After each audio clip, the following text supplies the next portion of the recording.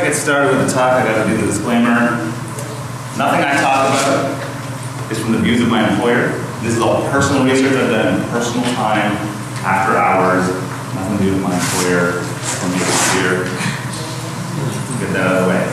So that's, some people are still filtering in here. I'll ask a quick question.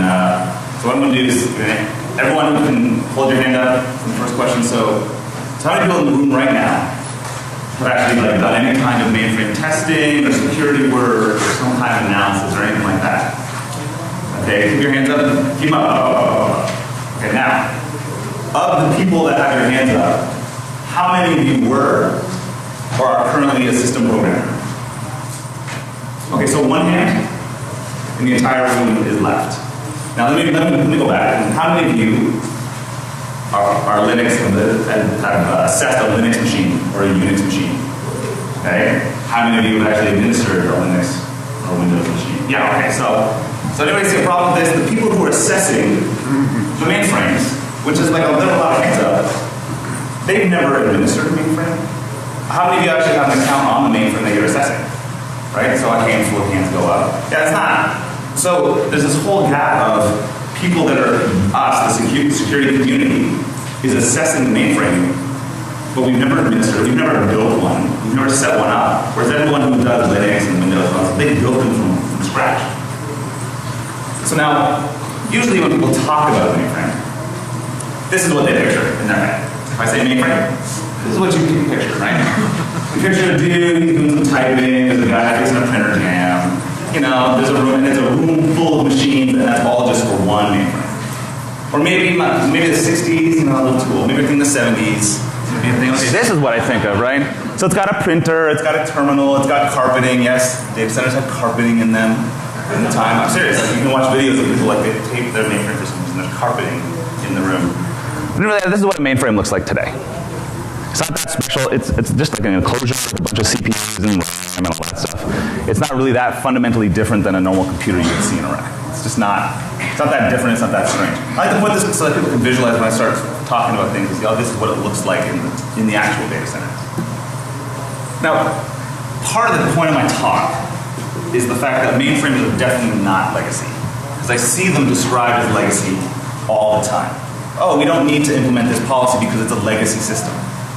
Calling a mainframe legacy is like calling Windows 2012 server legacy because parts of the Windows NT kernel are still in the code.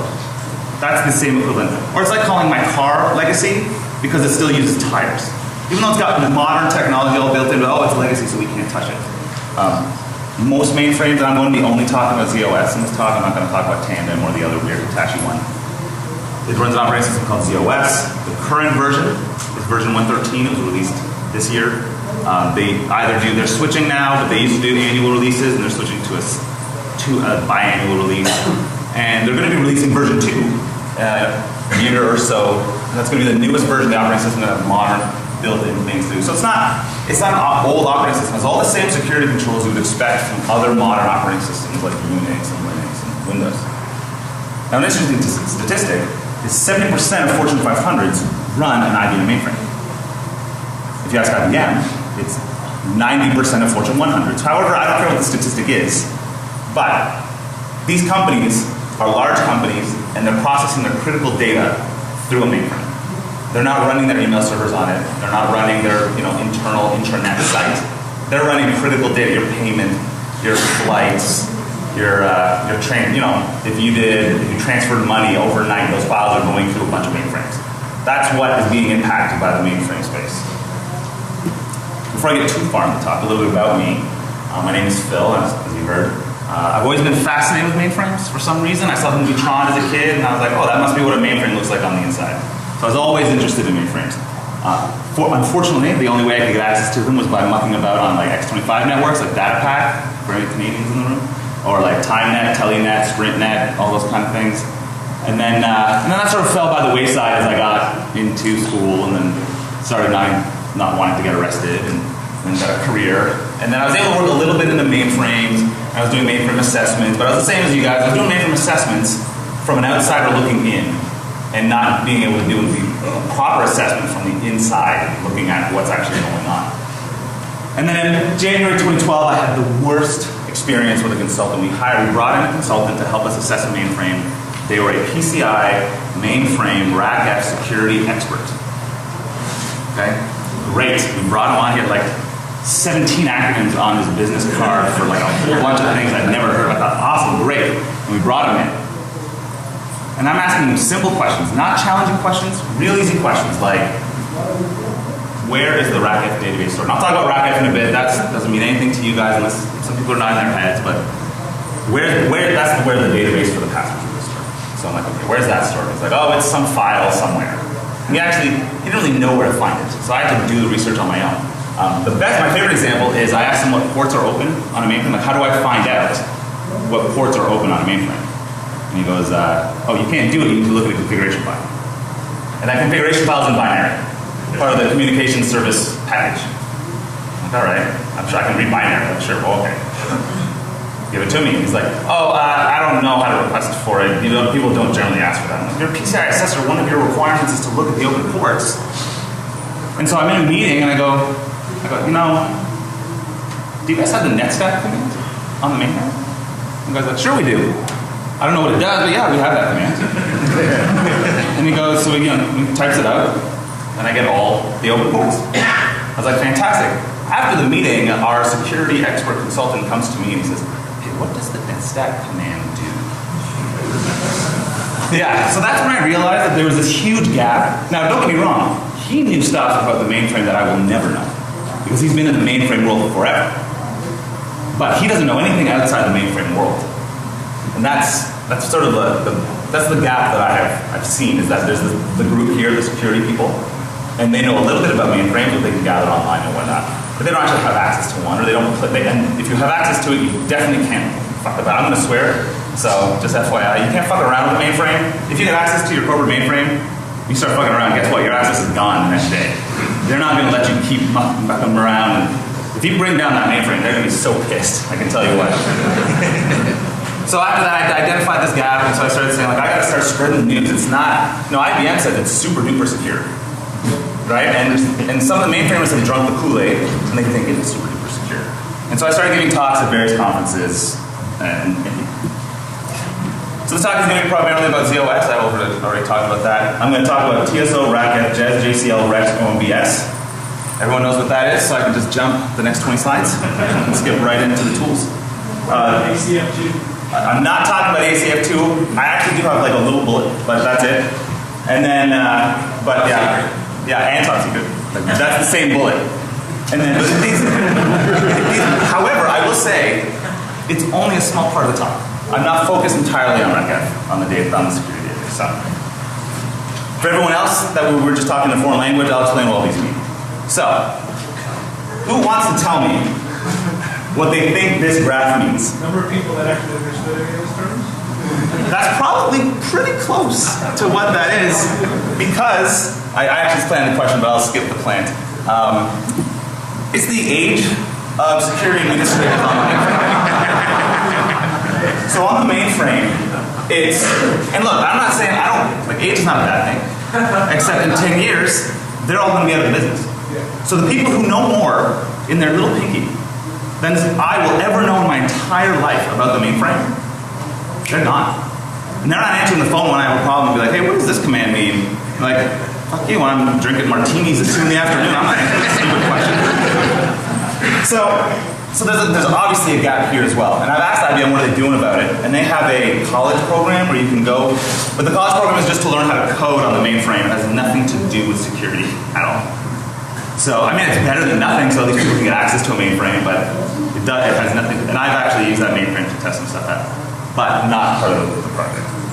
But, so, like I said, I'm not ageist. Okay? They're experts. But they grew up in the mainframe world. They grew up in that space. So to them, they didn't need to learn about networking, because that was network engineering's problem. They didn't need to worry about nmap scans or buffer overflows, because IBM said, oh, that can't happen on the mainframe. They didn't have to worry about those things. They definitely didn't worry about networking. And so this is an actual, from mainframe gurus, you can look it up. If you go to the site, someone asked a simple question. I need to do a reverse lookup from the IP address to the hostname. Now if I said, how would you do that in Linux? Anyone want to take a guess how you do that in Linux? Someone want to? Anyone on Wildcat? A little easier. You can just do NSLOOKUP, right? You can just do NSLOOKUP VIP address. Super duper easy. The answer the guy got was you can't do it. It's not possible. There's nothing on the mainframe to do it. The next guy said that guy's right, but you can write a program to do it. And I left it off because my slide was getting a little wordy, but the third guy said you could probably do it with traceroute. I'm like, okay, well that guy was at least on the right path. Meanwhile, this is how you do a reverse lookup of an IP address on the mainframe. Right? It's not this terribly complicated thing. And my point of the talk, part of it is to sort of demystify this black box that only mainframe engineers can touch. It shouldn't be that way. You guys should be getting access to these things. You guys should be able, if they're saying security is as good as it is, if they're saying security is as good as it is, then why can't security experts get access to it to screw around with it? If it's that rock solid, what are they afraid of? So now I'm going to talk to you a little bit about IBM mainframes, because that's primarily the thrust of the talk. This is a really brief history. OS 360, released in the 60s. OS 370, released in the 70s. OS 380 didn't make it until 1995, so they called it OS 390. And then they realized that if they do OS 300, no one's going to buy a product that looks like it went backwards, because they had a Y2K issue. So they released ZOS in 2004. All right? New release every 2 years. So it's, it's a current OS. Primarily when you're working on the mainframe, you're going to be using TN3270. That's that ugly green screen you see in like movies and whatnot. People are still using those. You might see like Costco. If you go to Costco, you'll see that screen when you forget your pass and you print your new one, they're going in. That's a TN3270 emulator. That's clear text. It's just an extension of Telnet. It's straight clear text. SSL was added about mid-90s by IBM, so kudos to IBM, they implemented encryption. But it's not forced, it's not required. So about 50% of mainframes that are available online are using SSL encryption. I've seen I think it's the University of South Carolina, their mainframe has non-encrypted and encrypted open, and they get to the same place. So I know full well no one's using the encrypted one except for maybe a couple of administrators, and everyone else is like, I can't do about this. So that's what I've seen. The problem is, everything on the mainframe is an FSID. So you have ASCII, right? Everyone knows what ASCII does. When they were building up the mainframe, everything was written in FSID because that's what came on the cards. Yeah, literally cards. And so it's a holdover from when cards were in FSID. So now everything on the mainframe is all FSID. But what's great is FSID is supported in Wireshark. So here's a raw capture of me logging onto a mainframe. And when I click the FSID button, boom, you get clear text. Impossible to read, almost impossible to decipher. That's my user ID right there. That was just a fake user ID that I was putting up there. That's a pain in the ass to look at, but. Now when you finally get access to the mainframe, you're going to be using a thing called TSO. TSO lets you run commands like I'll show you NSLOOKUP, FTP, traceroute, this DX, and this is the data set. What's really weird about TSO though is you have a username max of 7 characters. I don't know why. So next time if you go to like a bank website and say your username can't start with a number and it can't have more than 7 characters, they're likely relying on the mainframe for your user. So that way you can start saying, oh, this is probably using the mainframe somewhere. This is what it looks like. I executed a script that I wrote. I'm pinging BlackHat. It's not terribly complicated.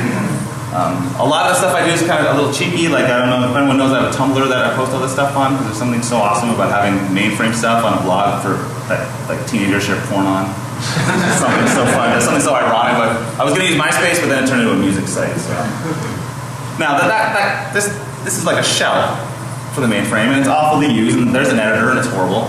So everyone uses the GUI, ISPF, or I think it's Interactive System Productivity Facility, which is a great name for a GUI. It rolls right off the tongue. It has a file browser. I mean, this operating system is by engineers for engineers, right? It's got a file browser. It's got this swanky editor. It's made of panels. So this is I'm searching for files. Here I'm searching for the TCP/IP configuration files to see what's going on. Here's an editor. You can see it's got like some syntax highlighting, which is nice. It's got all kinds of stuff, and I'm sure a bunch of people are staring right here and saying, like, what the hell's that about? And if I have time, I'll show you. Now, when I first started looking at mainframes, I would go in, all young buck, and be like, hey, I need to see your configuration files. And they would play dumb. They wouldn't even help me because I was an auditor. And they would say, we don't have any files on the mainframe. Oh my God, there's some people here who are like, oh. Because they don't call them files. because that would just be too easy, right? They call it data sets. Data sets are what you use to store everything on the mainframe, right? There are some stuff that's outside, but for sake of argument and time, that's what we'll say. Now it's composed of a high-level qualifier, so you see TCP/IP.FTP.data. The other two have names, but I just call them the rest, because I can't be bothered. I could like group and member or corporation, and it's all these weird names. So that's the high-level qualifier for this data set, and then that's the rest. Now you can take a file and you can partition it. So you can take one file that has, and it becomes almost like a folder to contain multiple files. It's called a partition data set, or PDS. So you'll see someone's called a PDS. And so here I'm looking at acid.jcl file. Now you would use this, for example, you have like 300 JCLs that you need. I'll talk about JCLs in a bit. This is what, so that's where it'd be stored. You don't want to have 300 and just hanging out with a high-level qualifier. And this is usually the talk. So when I first started giving this talk, I just sort of skipped over this piece, and then one time I gave a talk with a real small group, like 5 people, and we spent half an hour on this. Not this slide, but the next slide. And so I wanted to stop, and I wanted to explain, Unix is running in ZOS. Okay, it's a fully POSIX compliant environment. If you have TCP/IP, and you have all kinds of things like FTP, web servers, all that stuff, you're running Unix on your mainframe, right? That's all there is to know. It's not, it doesn't, so no one's minds are getting blown here. I see people right out there screaming. The command, so you won't see people call it Unix. If you were to talk to a mainframe guy, he'll just drop terms like OMBS. Like, I don't know what. Sure, yeah, it runs in the OMBS environment. Sure, I don't know what the hell that means. He's talking about Unix. OpenMBS is what OMBS stands for. So it really explains what the acronym is, right? So I don't know why that's just the command you execute. I'll give a demo real quick here. The best part about the Unix environment is if you're in this group, bpx.superuser, for any mainframers, it's actually a facility class, but for sake of argument, it's the same group. bpx.superuser, if you get access to someone's account with that credential, you type su in the Unix environment, you have root access to the box. Right? That's kind of awesome. So this is what Unix looks like. I'll skip through these because I'll just give a demo instead. But here you can see, so I ran netstat, I did a trace route, I did ID, just sort of normal Unixy type commands. All right, so let's do a quick demo. So you guys what this thing actually looks like here. So this work, does this disconnect? All right. I'm gonna log in here. Nope.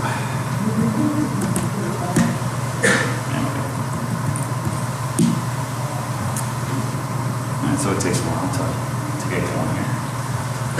You can hear the gears crunching while this is happening. Okay, so here I am. I'm logged in. So I can type things like, so like I said, like netstat, right? I'm not going to do it because it takes up a whole bunch of screens. But there's no concept of ifconfig on the mainframe, so what you can do is you type netstat home, and it shows you the network configuration. You can tell what ports and what IP addresses are configured, and all that stuff. So let's go through. So you can list like data sets. Same thing as like ls, right? If you don't type it, it says, hey, you didn't give me what you want to look at, so I'm going to say, okay, I want to look at my home folder. Yeah, it's my home HRQ, whatever. So this is all that stuff that's going on there. Now remember I talked about like a partition data set that has members. So let's take a look at one. Let's see here. So I keep all my rec scripts, and I'll talk about what rec script is in a bit. But so here there's 2 members of this partition data set, game and terp. Terp is what I was using when I was writing the interpreter. So let's see. You can also FTP places, right? So you can do, I can FTP out to a site. I just use this because I know it's up. Whatever. I don't know why I didn't. But if I want to get data off the mainframe, I could just connect and then put my files. It just works just like regular FTP. And then let's see here. So now I'll show you what. So like I said, OMBS. You just have OMBS. Boom. Unix prompt. Then I can do things like ID. Right. I can do uname -a. Right.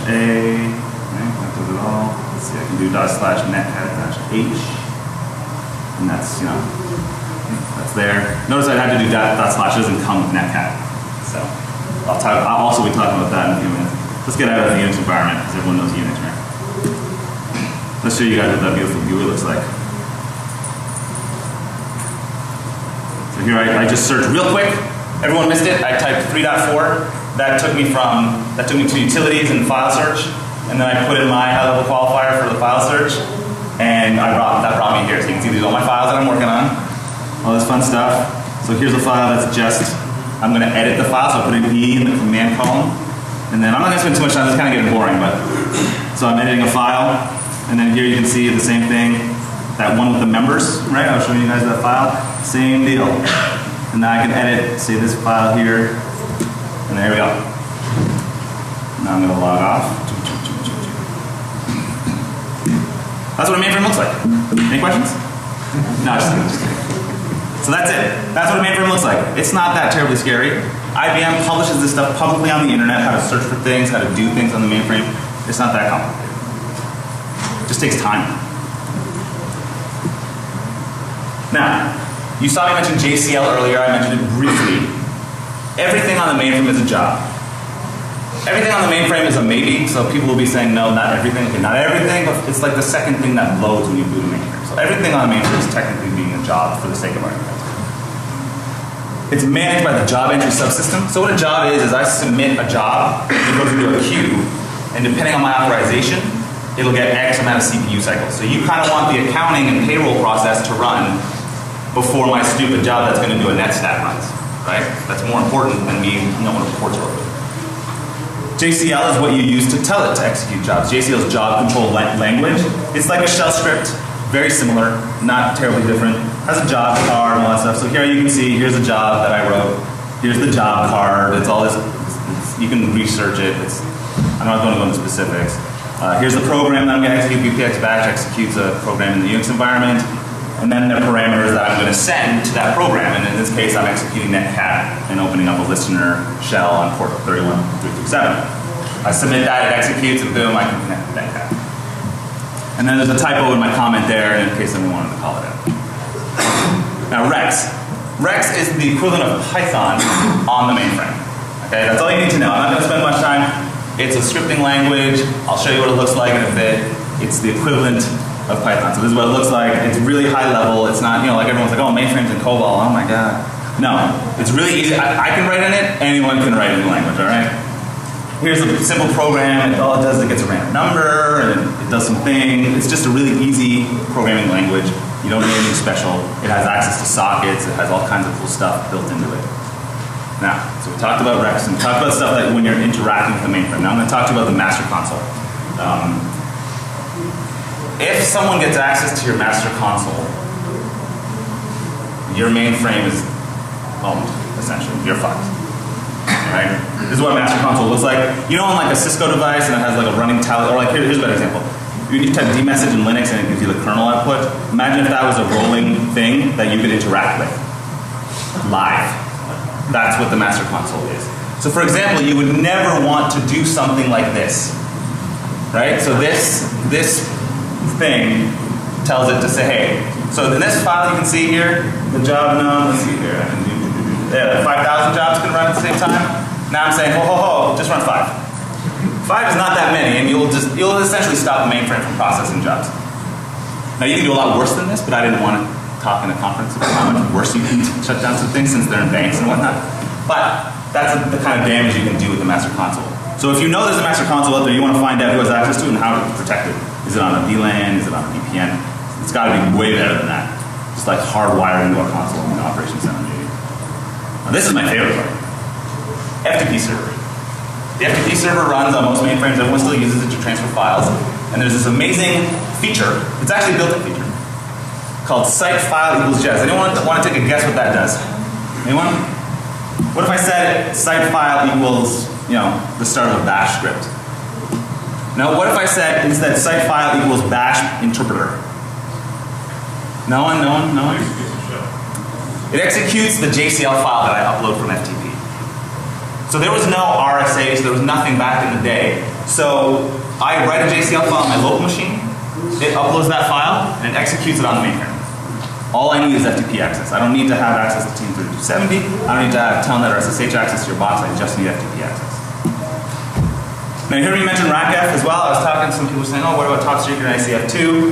RACF is the Resource Access Control Facility. Another great name. Rolls right off the tongue. You can replace it with ACF2 or Top Secret. Basically, when mainframes were built, the security was a dude in the data center that had a gun in checked your badge. There was no concept of security when they built the OS, so they had to put security on top of an already existing operating system. So it's more like a database that references all the files that are on the system and what you're allowed and not allowed to do with them. In RACF, the default user is IBM user and sys1. Top secret ACF2 don't have default users because it doesn't come with any. You have to set them up when you configure it from scratch. There's no concept of root, like I was saying, so because it's more like a database administrator paradigm. Special gives full control of the RACF system, which means they can technically get access to everything on the mainframe. Okay? If you're running RACF or ACF2, but specifically RACF, you need to limit who has read access to that database. You need to limit read access because it also stores the password hashes for every user on the system. And it used to be an obfuscated process of how they did it, but I'm going to share with you guys. It's DES. Yeah, it's DES. It's a one-way hash. So what they do is all they're doing is they're taking your user ID and they're encrypting it with your password. So I'll show you. So what they're doing is, here's my user password for A's. That's C1 in EBCDIC. That's the equivalent to that in binary. You take that, you XOR with X55, right? And then you shift it 1 bit, gets you hex 28. That's your value. So now my password in hex becomes this. And I feed it right into the algorithm. So now this algorithm is known, and I'll explain why that's important later. Now you think this database has more than just password hashes. It has every single permission, all the password settings, every single access to every single resource, not just files, but also like what programs people can access. It has access to everything. So you'd think this would be really hard to figure out where it is, right? It's a core element of security on the mainframe. It should be impossible to even see where this file is. If you have a mainframe, I saw some people that assess them. If you have like the lowest level account, you just type rvary and it'll tell you exactly where the RACF database is. In this case, it's right there. Those two data sets right there. So then you know where it is. I don't know why they added that feature. It's great. All right, so now you're all mainframe experts. Everyone in the room. So you now know what JES is, what JCL is, what OBS is. You're all good. You guys are taking notes. I saw some people taking notes. Testing mainframe security. So when I came at this, I'm like, surely there's tools that exist out there to test the mainframe. It's been around forever, right? There's nothing. There's really nothing out there. It's really frustrating. There's nothing out there for the mainframe. The tools that are there are out of date or they're wrong. And there's no frameworks that include the OS as a whole. So here's Nmap, nothing. I did searches for more than this. It's just a nice little picture because it's boring, just CR text. But the problem with Nmap as well is it's also kind of wrong when it does a scan of a mainframe. So here's an example. This, I don't remember what this mainframe was, but I redacted it for a reason. OS 390. Okay, so at least it's telling you OS 390. I don't think IIS normally runs on the telnet port on a system that is also running OS 390 on other ports, but sure, what the hell? Yeah, so that's weird, right? And the same thing down here, OS 390. I see OS 390 again.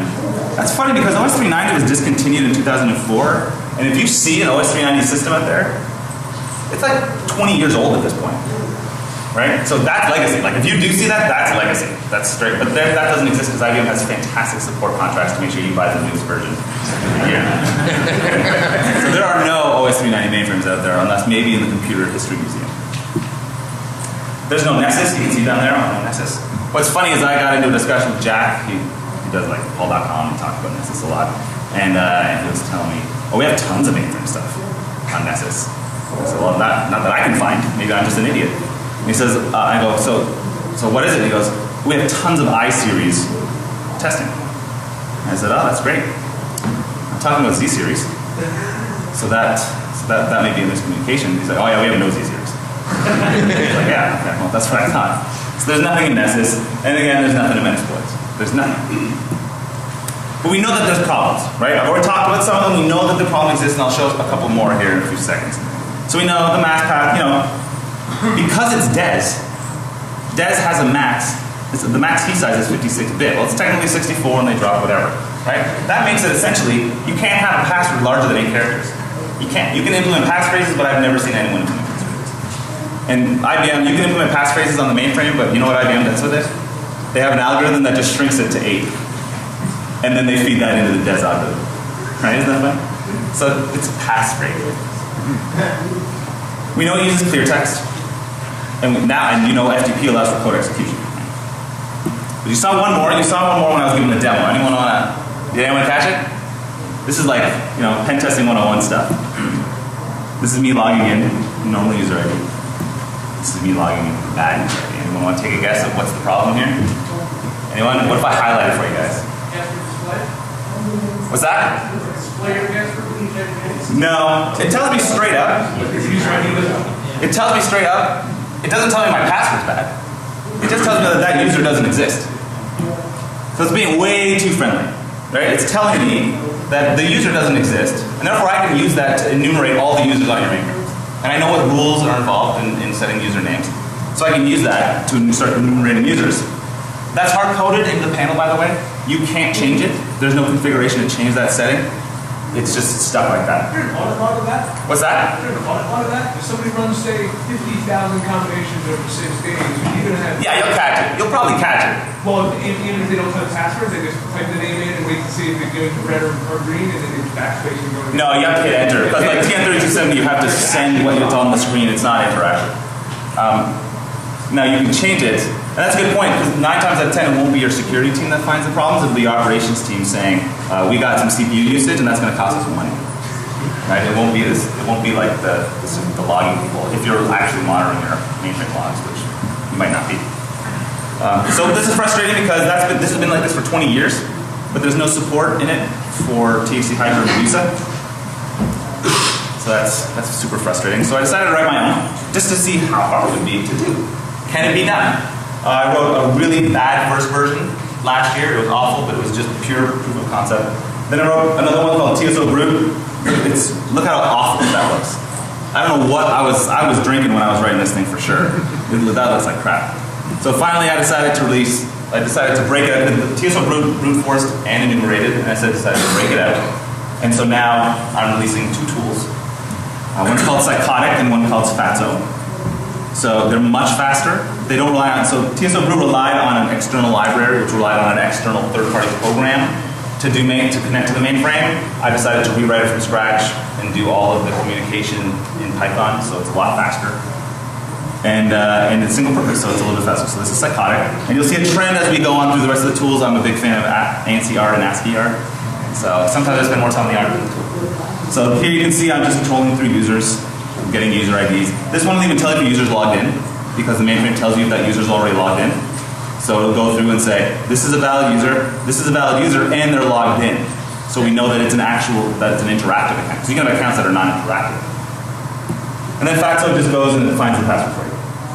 And it has stuff built in to tell you, so you can see here, it skipped 2 usernames.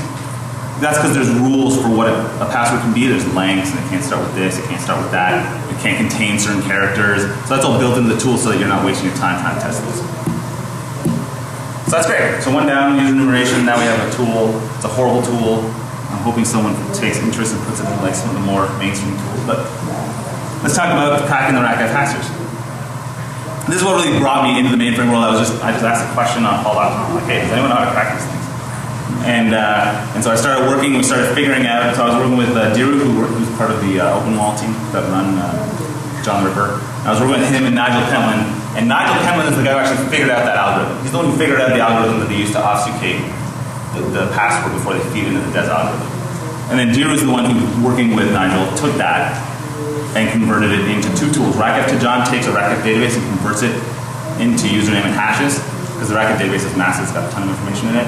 And then John just cracks the password. Now Nigel also has tools. These tools are better suited for auditing instead of cracking. So if you want to know if hey, how many idiots have a 6-character password, that's the word summer. Right? With this tool you can use that. It won't tell you what the password is, but it'll say the first 2 letters. You can tell it, you can configure it however you want. And you can configure it to say, this user, and it'll actually use the BlackHat database to say, this user has admin privileges and has a weak password, and here's the first 2 characters of the password. Right? And then here's like ***** to show you how long the password is. And it's a Windows-only tool. It runs in Windows. He released it last year, so he rewrote it. BlackHat is the first tool he released. All right, so now we can start cracking those hashes. We can start getting user IDs and passwords. Okay, so let's say we don't have access, so we want to start sniffing. We know it's clear text, right? So what do we want to do instead?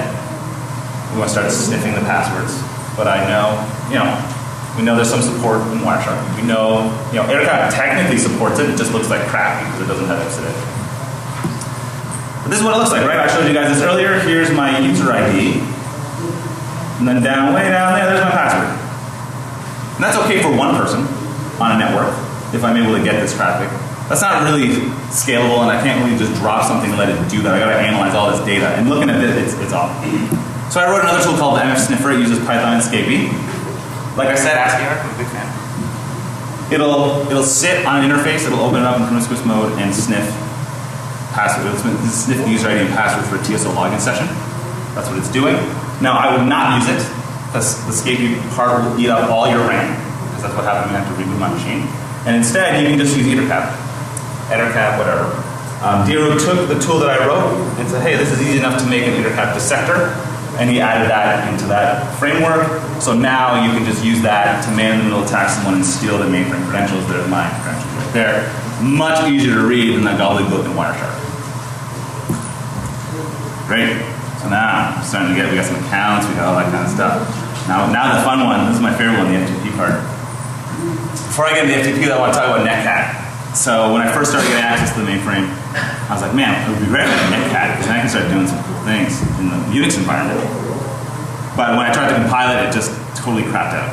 So I had to change some of the source code. And this is the historical version of netcat. I couldn't get the most recent one to compile. It's a little too complicated for the compiler. I know OMVS. But I had a make OMVS option to netcat. This is on my GitHub, and I'll have a link at the end. So when you do this, it gives you a full netcat, like you saw. I just typed /h. There's only one problem, though. Anyone want to guess what the problem is? So here I set up a listener. It's the same damn problem we have every damn time. It's Ipsidic. Ipsidic all the damn time. That son of a bitch. Every time. So I wrote a script called net_ipsidicat. So I thought that was clever. It comes with netcat. It's in the Python script folder. It translates Ipsidic to ASCII so you can actually communicate with the netcat listener or reverse shell. So here, for example, I set up a listener shell. And with net_ipsidicat I connected, and I'm running commands in netcat interactively. I also made this lovely ASCII. Someone was wondering. Now I realized by the time I made it to this tool, I was like, not everyone wants to see my stupid jokes. So this is optional. You have to pass a command to see the logo. It's sort of secret. Now I have netcat. Now I want to use FTP to execute it. Maybe I don't have. The only thing I have is FTP access. I don't have access to any other resource. Because a lot of times companies put their FTP externally facing because they need to talk to another bank, they need to talk to another insurance provider, and they say, FTP is safe, right? So they give people credentials and they start FTP files around. So the first thing I do is I upload the netcat binary, and the second thing I do is I upload the JCL to execute that binary. Here's the JCL that I wrote to do that. You can see here, up here, you can see the job card.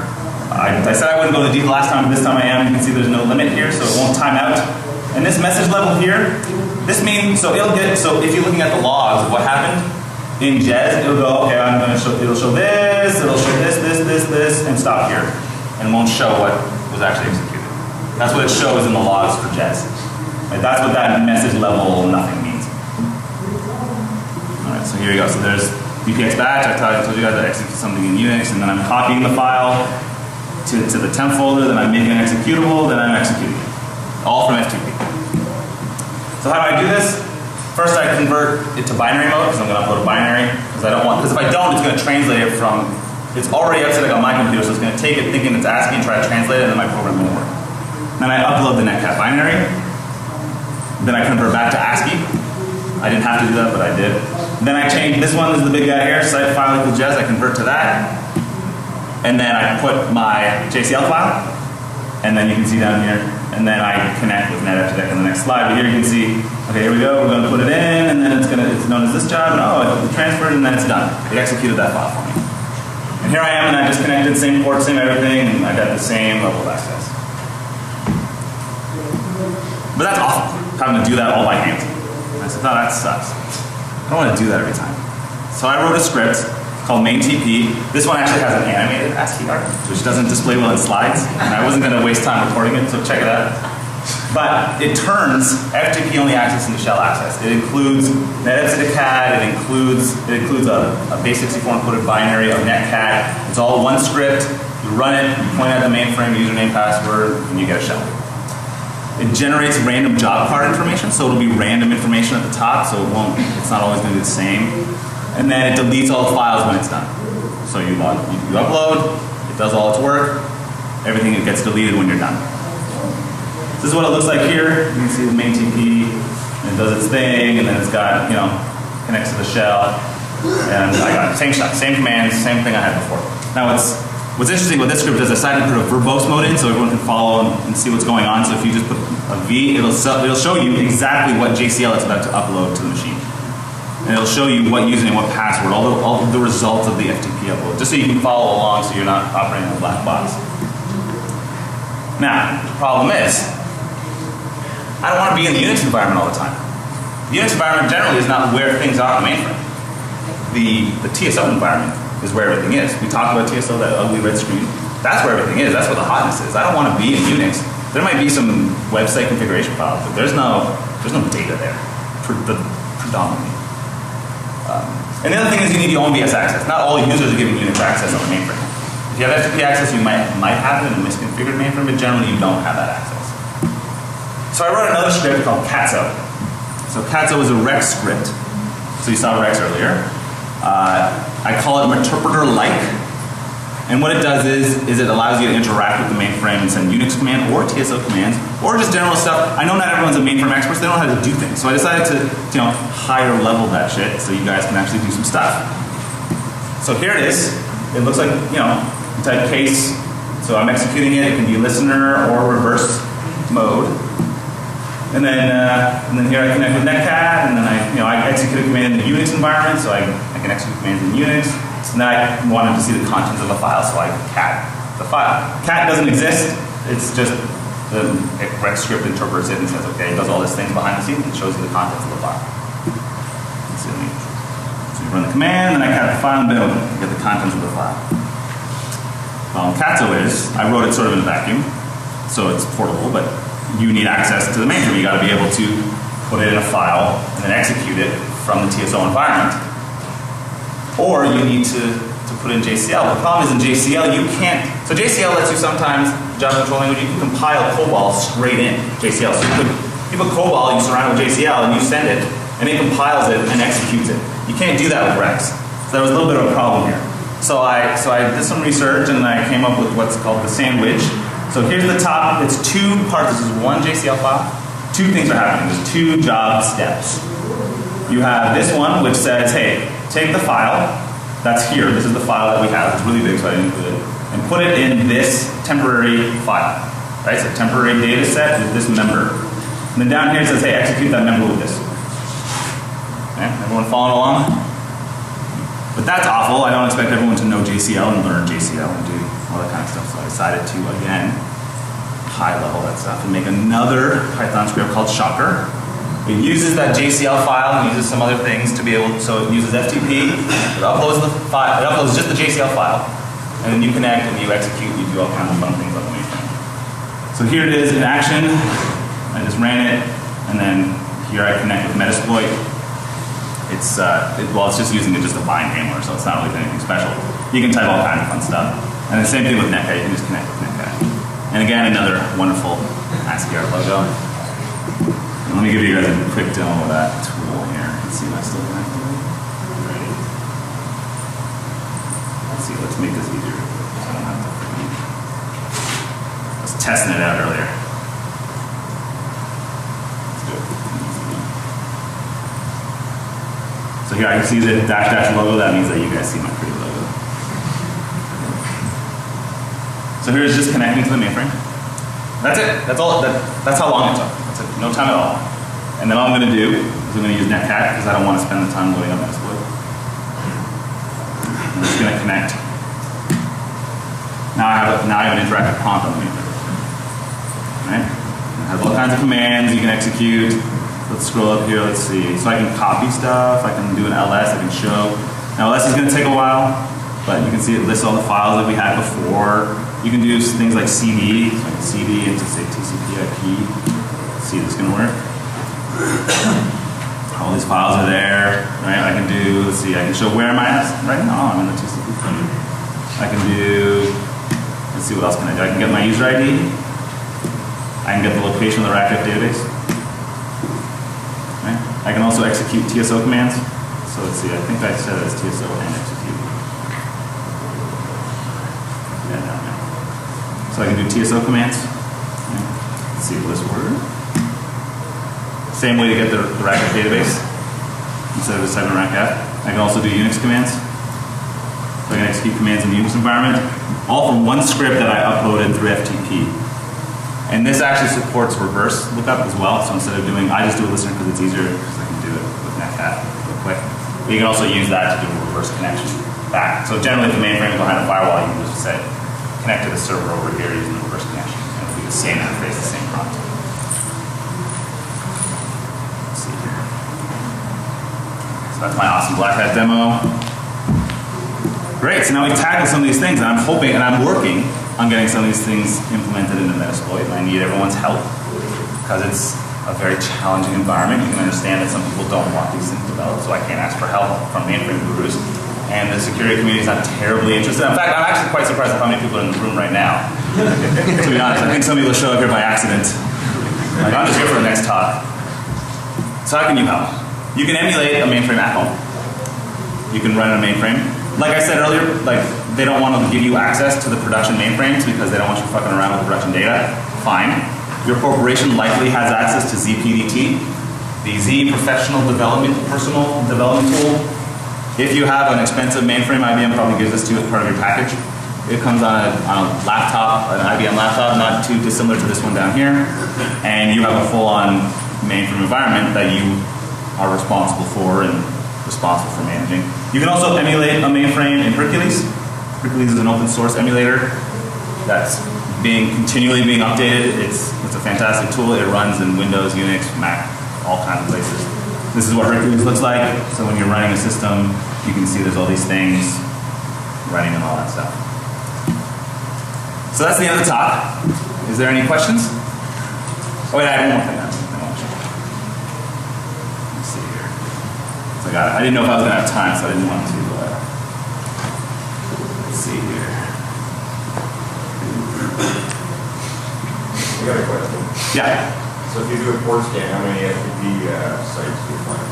So I think there were 600 from the internet census. You guys remember the internet census that happened over like 2012 when the guy scanned the entire internet?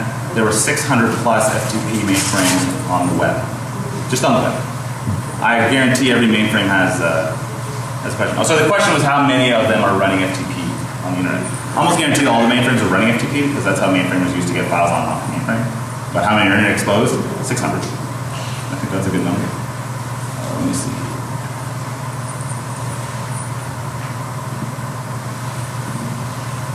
So I'm also working on this. Can I do this one? Oh, that's much clearer. So on the right, you can see this is the beginnings of a Metasploit interpreter in Rex, and on the other side is going to be the Metasploit handler. So right now it's using, because there's no ZOS is not an architecture in Metasploit right now, and if anyone wants to volunteer to help me build it, that'd be great, because there's not much technical documentation for Metasploit, and it's a pain in the ass to try to do things in that environment. If I wanted to write an exploit for Windows, there's tons of articles. Nothing for mainframe, or even adding architecture. So here you can see I'm just setting it up. This video is a little slow, so we'll just speed that up. You can see here I'm setting up commands and whatnot. And then, okay, so now I'm just it's gonna wait for a connection from the mainframe. And on the other side, I'm gonna execute it. Like I said, it's very, very beginner stage of the stuff to execute it mainly on the mainframe. There's no reason why you couldn't do this through JCL like I was doing with the other side. And there we go. Now I have an interpreter prompt. I can do sysinfo. There's not many commands implemented right now. You can see there's only like a handful of stuff. And then on the other side is sort of a debugging log that I have in proposed mode to be able to do. I know there's some questions, so while this is playing. If you could use the microphone, please do too, otherwise talk louder. You see a lot of Linux running on LRs still, or is that kind of going away? It's funny because I was just talking about that this morning. IBM is really pushing for the Linux on mainframes, right? Because it costs them nothing to support because it's an open source operating system, and it means you're buying their hardware, so they're selling the hardware, and you don't own the hardware, you license it, and you license You may buy a box with 110 CPUs and you're licensing 50. And so if you have to use 51 for like a day, you're paying for that one day of using that one extra CPU. That's how they're billing you. So yeah, IBM is certainly going. I haven't seen any in the wild. There's guys on how to implement it, but IBM is pushing it. Like if you follow them on Twitter, that's all. They never talk about like ZOS unless there's a new version release. They're always pushing their Linux platform. Anyone else? I know there was, yeah. Yeah, how about the iOS side of the mainframe kind of stuff? Any of your scripts translate over that? The iOS? The iSeries stuff. The iSeries. Like the AS400s? So the AS400s does have some stuff that's very similar, but there's like a 400-page book on how to hack AS400s. There's no books on this. So they may be portable. There are similar concepts. Like you can do the FTP attack in AS400. That exists. Because I was doing some research and I came up with some research for AS400. So I know that exists, but I've never tested it. I don't have access. There's a whole bunch of stuff on AS400 that market's taken care of. So I don't really muck around. I think this guy had enough from Mexico. How many of the problems you exploited can be fixed by changing configuration on the mainframe? And how many of them do we need to get back to IBM to have them redesigned? So the TSO, let's go through them. So the clear text passwords and stuff, that's already fixed. SSL is available. There's no reason why you should be running SSL today. There's no reason why you should not be running SSL. You might hear maybe some mainframers say, oh, my system resources, oh no. That's not really an issue anymore because we're not living in 1979. So encryption really does not add that much overhead to a system that has like gigaflops of processing power. So that one's already taken care of. The other one is the user enumeration. That's hard-coded in the panel, so that's something IBM's going to have to either care enough about fixing or just say, no, we just implemented a new logging feature, and that's how we're going to mitigate that. You can bypass that whole panel, so you can write your own script to do logins. That costs money and expertise that people generally don't have. Remember that age graph I showed you? Those guys that are 50 plus, they're not making 30 grand a year writing mainframe apps. They're making a lot more. So generally companies are just going to use that login panel, and you can't change it. Someone tried to argue with me and said, oh, you can totally change it. I'm like, great, tell me, I want to know how to fix it. He said, oh, you just replace it with this program that you have to write by hand in C and test and do all that stuff, so that's awesome. The FTP one is a little bit more challenging. You can limit people's ability to run jobs, period, but you can't limit their ability to run jobs from the FTP client. You can't say, only let jobs run in FTP, or only allow jobs to run in the TSO environment, but don't allow them to submit jobs anywhere else. The facility class is called JES commands. That's what allows access to run those commands. And when you get access to a mainframe, even when you log in, you're executing a job that's executing your TSO environment. So removing that access is not... Now you can disable that feature, period, in the mainframe. Just say, AFTP, don't allow JCL. You can turn that off. But there's companies still use it today to be able to do remote execution of jobs like on a timed schedule. Some guy at another conference came up to me and he said, I'm glad you gave this talk because now I can go tell them to start cleaning up because they had a Windows box that was submitting JCLs to the mainframe. And it had like username and passwords in the scripts that they were using. And I can tell them there's a hacker talking about this, so they're going to have to clean it up. I said, yeah, good luck with it. No, literally, I got into a discussion online, and the guy, I was saying like, oh, John the Ripper supports the hashes now. He's like, that doesn't matter to the mainframe. It doesn't matter to the ZOS environment. Because you can't compile and run John the Ripper on the mainframe. I was like, oh, buddy. You fundamentally do not get what John is doing, do you? Why would I run it on the mainframe in the first place? And then the last one, I think that was it. The three. But FTP, you can't really, I mean, you could disable it. You could not allow FTP accounts access to Unix or TSO environments. That would be another way to do it. But that's generally, there has to be some changes coming out from IBM to be able to fix that. But I don't know if they're working, I don't know if anyone cares. When I bring this up to mainframes, they're like, yeah, that's what we use to do remote execution. Yeah. Is there an easy way to search or a tool that developers to actually find some of the data themselves in the mainframe? Yeah, you could, well, I mean, if you have a TM3270 access. Oh, you asked, is there an easy way to do searches for sensitive data? So I know, I can't remember the guy's name. If you look up the guy who invented ACF2, he has a company and they offer a service to do that. I don't know if there's any tools that do that specifically. You can for sure write tools to do it. I'm not gonna, it shuts down the mainframe because it's so IO intensive that it just brings the mainframe to a call. It takes like 2 hours to search one high level qualifier, so it's awful. But there are, instead what you would just use is if you can get access to the 3270 client, like that green screen, you can just do a search in there and just start trolling through the data if you really wanted to. That's the other problem with a lot of mainframes is they tend to atrophy over time.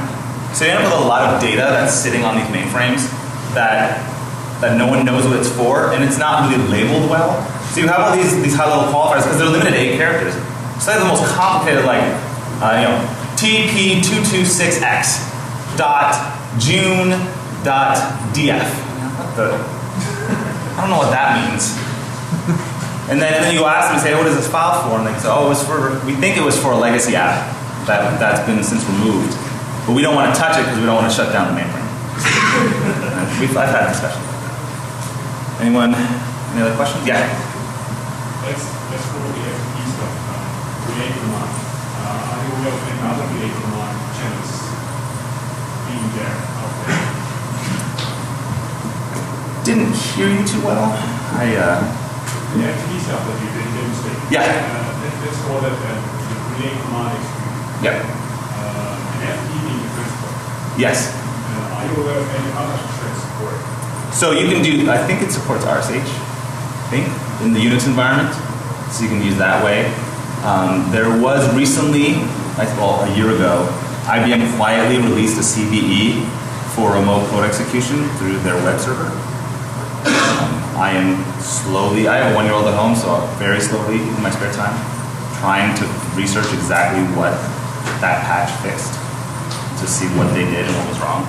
I got a cryptic email from someone when I posted on Twitter. I was like, hey, what the hell is this about? And he's like, look in the past of Unix. And then I emailed him back and the account was deleted. I was like, all right, weirdo. That's great. So, yeah. I think I saw another question.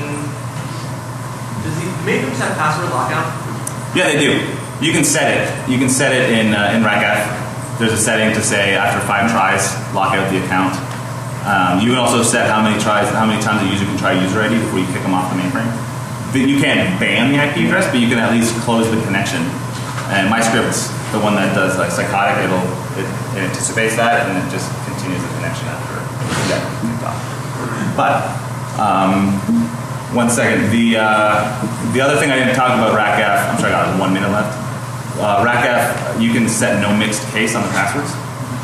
And there's mainframes today that are still running no mixed case and minimum of 6 characters and no complexity. So if you guys have the time, take a look at the logical breach. Because that's what happened there. There were passwords like summer and all cats. So I know over here had a question? Yeah, just a quick one on security patching. You already mentioned CVE. Do they sneak in stuff and just don't document it on updates? Is that They never. Now what's funny is it's so high level. And it was like a critical. 2 of these things that came out last year were critical CVEs for IBM mainframes. And then a month, and then they released the patch, and all the mainframers implemented the patch because they're just trained to do patching. Patching is really great on the mainframe. They're just trained. They just stick the patch straight in there, so there's no problems. And then I guarantee it's patched by now on almost all mainframes. But yeah, they very quietly say, here's the CVE. It allows for this. Here's the patch. So, in fact, when I talked to the mainframe people at our company, they were like, well, I didn't know it did that. I just installed the A part. Sorry. I think I saw one more. Yeah. Did you use your, What's that? did you use your Tumblr link? Yeah, sorry. I should have left that on the screen instead of this stupid screenshot. So there you go. Everything's mainframed, the D767. So, if you have any more questions, we can talk in the hall or we can chat at coffee time. Otherwise, thank you very much.